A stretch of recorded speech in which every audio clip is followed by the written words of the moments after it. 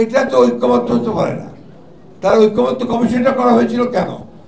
গতকাল আমাদের সংস্কার কমিশন, ঐক্যমত্য কমিশন, তারা তাদের রেকমেন্ডেশন তারা দিয়ে দিয়েছেন প্রধান উপদেষ্টার কাছে। প্রধান উপদেষ্টা সই আছে সেখানে, তিনিও এটার চেয়ারম্যান, বোধহয় কো চেয়ারম্যান ছিলেন, এই আহ্বায়ক চেয়ারম্যান।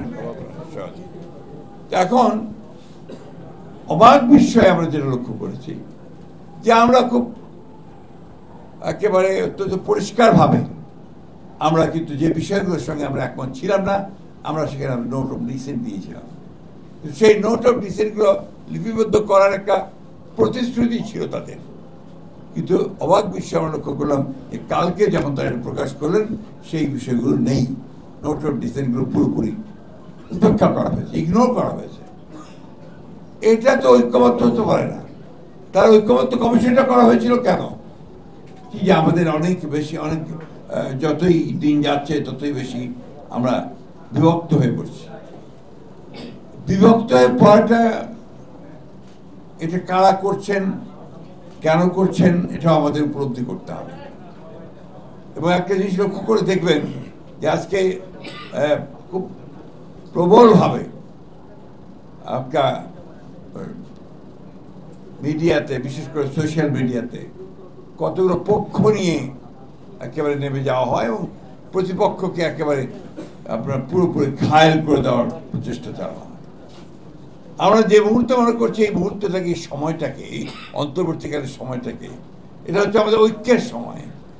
এটা হচ্ছে আমাদের ন্যূনতম বিষয়গুলোতে একমত হয়ে আমরা একটা রাস্তা ধরবো, একটা ট্র্যাক ধরবো।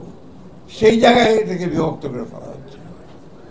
কারা করছেন, কেন করছেন, এটা নিশ্চয়ই আপনারা উপলব্ধি করছেন এবং নিশ্চয়ই এটা আপনারা সেইভাবে আপনারা চিন্তাও করছেন।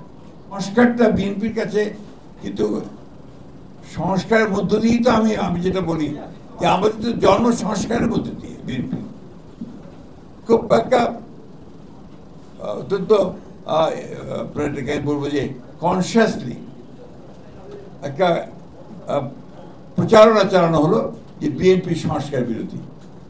এটা দারুণভাবে চালানো হয়েছে, which is totally false, একটা মিথ্যা প্রপাগান্ডা। কারণ বিএনপি যে আপনার সংস্কারের মধ্য দিয়ে যার জন্ম, সে কখনো সংস্কার বিরোধী হতে পারে না। সবচেয়ে বড় প্রমাণ সাকি সাহেব বলেছেন যে আমরা অনেক আগে এগুলো নিয়ে কাজ শুরু করেছি।